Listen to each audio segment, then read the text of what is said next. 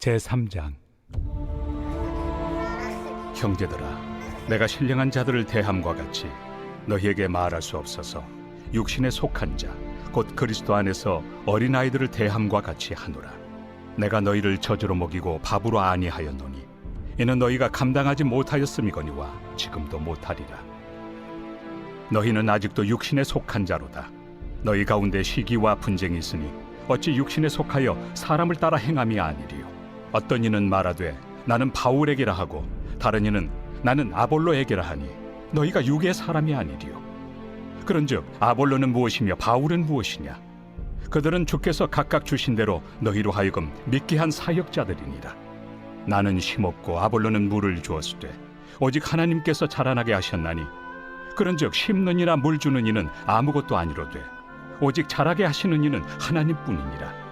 심는 이와 물 주는 이는 한 가지이나 각각 자기가 일한 대로 자기의 상을 받으리라. 우리는 하나님의 동역자들이요 너희는 하나님의 밭이요 하나님의 집이니라. 내게 주신 하나님의 은혜를 따라 내가 지혜로운 건축자와 같이 터를 닦아두매 다른 이가 그 위에 세우나 그러나 각각 어떻게 그 위에 세울까를 조심할지니라. 이 닦아둔 것 외에 능히 다른 터를 닦아둘 자가 없으니 이 터는 곧 예수 그리스도라. 만일 누구든지 금이나 은이나 보석이나 나무나 풀이나 지프로 이 터 위에 세우면 각 사람의 공적이 나타날 터인데 그날이 공적을 밝히리니 이는 불로 나타내고 그 불이 각 사람의 공적이 어떠한 것을 시험할 것입니다. 만일 누구든지 그 위에 세운 공적이 그대로 있으면 상을 받고 누구든지 그 공적이 불타면 해를 받으리니 그러나 자신은 구원을 받되 불 가운데서 받은 것 같으니라.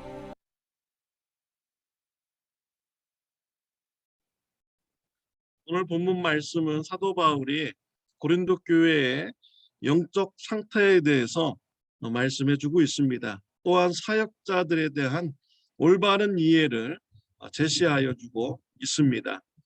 고린도 교회의 영적 상태는 어린아이와 같다라고 말씀을 하고 있습니다.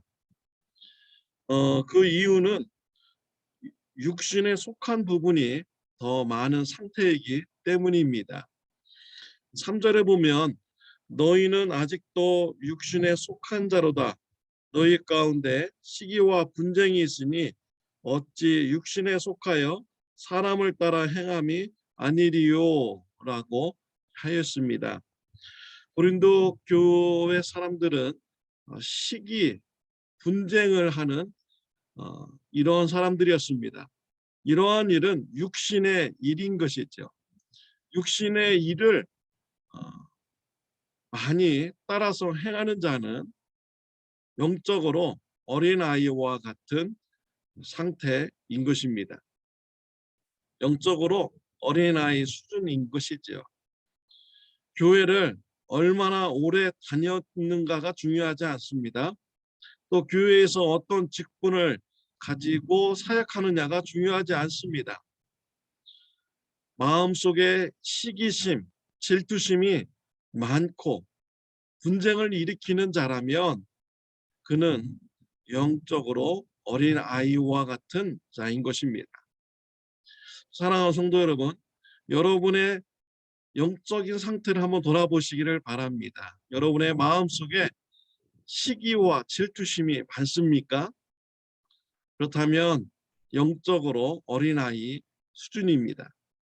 그러나 시기와 질투심을 억누르고 절제하며 일치하기를 추구하십니까?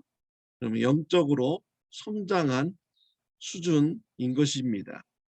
저와 우리 교회 성도님들이 다 영적으로 장성한 사람들이 되는 축복이 있으시기를 바랍니다. 사도 바울은 고린도 교인들이 영적으로 어리다고 해서 그들을 멀리하지 않았습니다.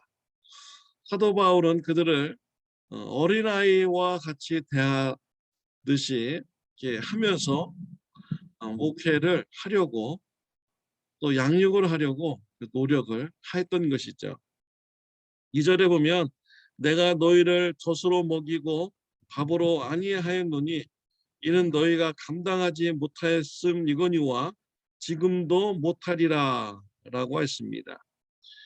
영적으로 어린아이 수준이라면 사도 바울은 어린아이 대하듯이 고린도 교인들을 대하여 준 것입니다. 그래서 그들의 수준을 양육하는 이러한 사역을 한 것이죠. 이러한 사역의 자세를 닮아가는 저와 여러분들이 되시기를 바랍니다. 주위에 시기와 질투심이 많고 분쟁하기를 좋아하는 이런 성도님이 있다면 우리가 영적 어린아이임을 알고 그분이 이해할 수 있는 수준으로 같이 대해주며 그분에게 사랑을 베풀며 영적으로 장성하도록 도와줄 수 있는 저와 여러분들이 되시기를 바랍니다. 영적으로 어린 아이인 고린도 교인들은요, 사역자들을 잘못 이해했습니다. 고린도 교인들은 4개의 파로 나누어져서 서로 분쟁했습니다. 나는 바울파, 아볼로파, 베드로파, 그리스도파 속한 자들이다라고 하면서 서로 다투었죠. 사역자에 대한 이해가 잘못되었기 때문입니다. 바울은 고린도 교인들에게 올바른 사역자 이해를 제시하였습니다. 먼저 농부의 비유를 들었습니다. 6절부터 9절입니다.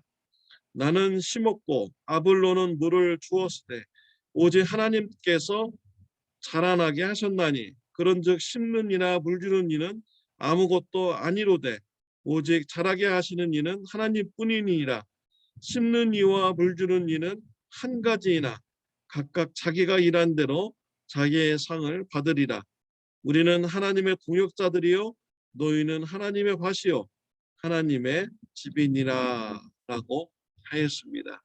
고린도 교인들은 하나님의 밭입니다. 그리고 그 밭의 주인은 하나님이신 것이죠.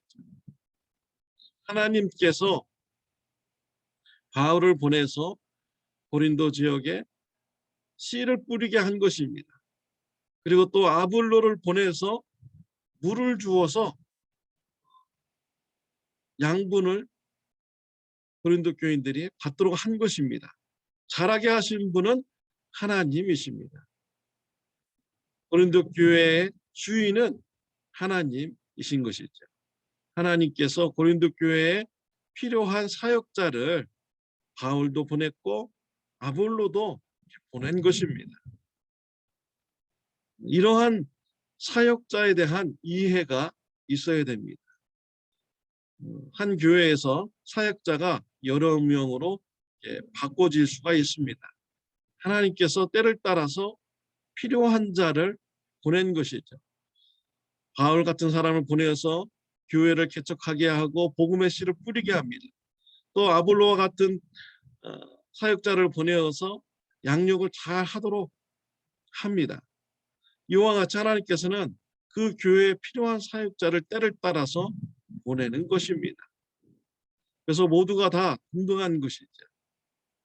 바울만이 사역자가 아닙니다. 아볼로만이 사역자 아닙니다. 바울과 아볼로는 하나님부터 보냄을 받았고 그 맡겨진 일에 충성을 다하면 하나님께서 상급을 주시는 것입니다. 또 고린도 교인들은 사역자가 올 때마다 하나님께서 우리에게 필요한 일을 이루시기 위해서 이 사역자분을 보내주셨다라고 하면서 인정해야 되는 것이죠. 아볼로 보고 왜 당신은 바울과 같지 않습니까? 또 바울 보고 왜 당신은 베드로와 같지 않습니까? 베드로는 이렇게 했는데 바울은 당신은 왜 이렇게 합니까?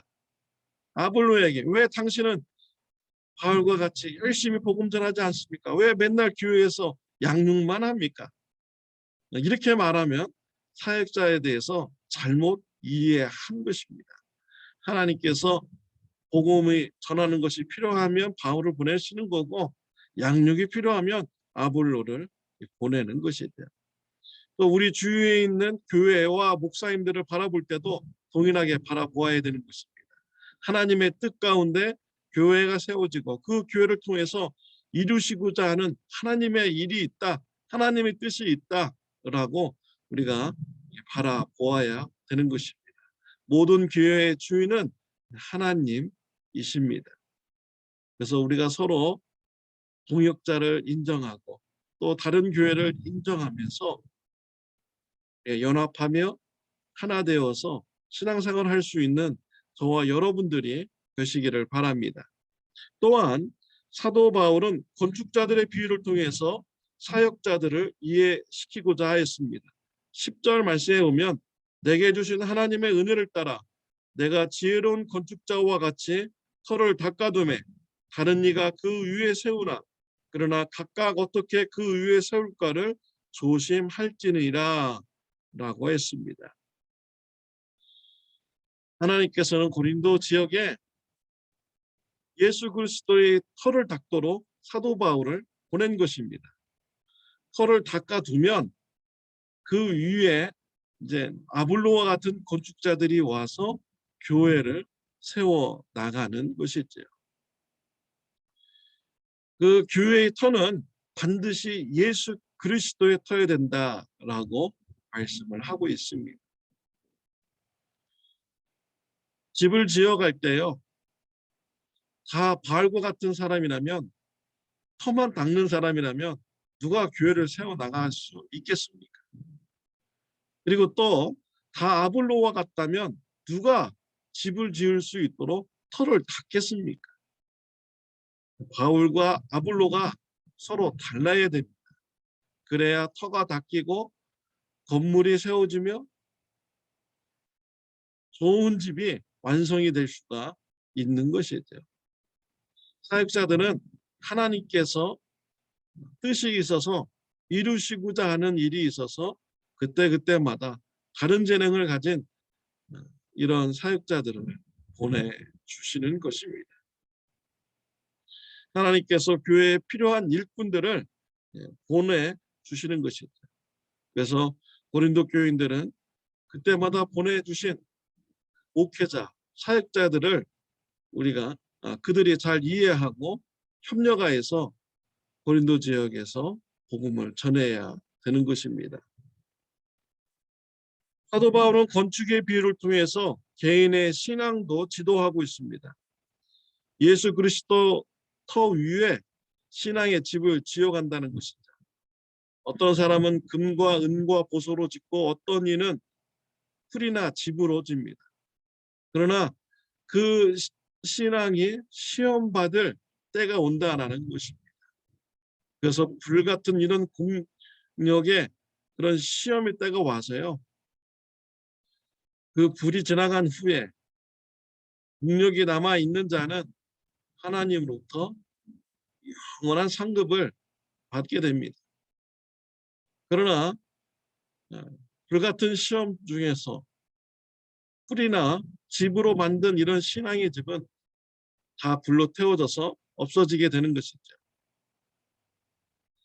그럼에도 불구하고 예수 그리스도의 터 위에 세워진 집은 구원함을 받게 되는 것입니다. 그렇지만 그 구원함은 부끄러움 중에 받는 구원함이라고 하였습니다. 우리가 하나님 앞에 섰을 때 하나님 앞에서 우리 신앙이 평가가 되는 것입니다. 하나님 앞에서 평가받을 때 잘했다, 칭찬받는 이런 평가가 있으시기를 바랍니다.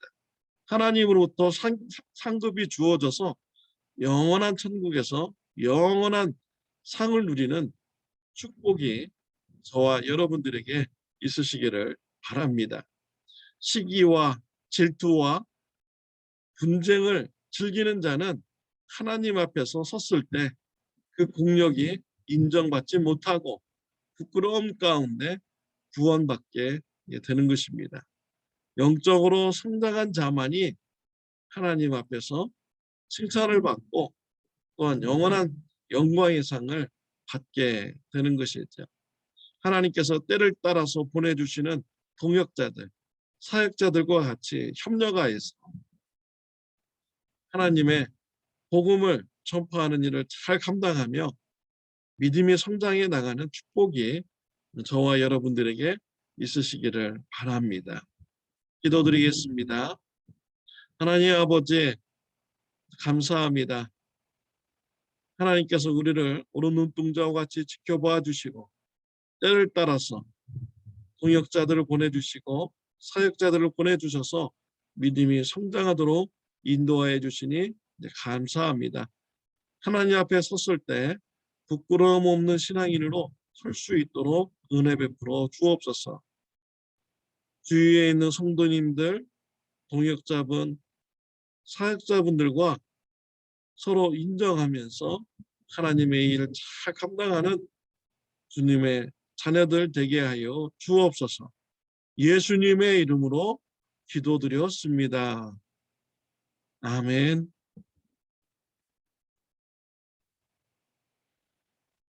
오늘은 토요일입니다. 내일 주일 예배를 위해서 기도하여 주시기를 바랍니다. 좋은 하루 되시기를 바랍니다.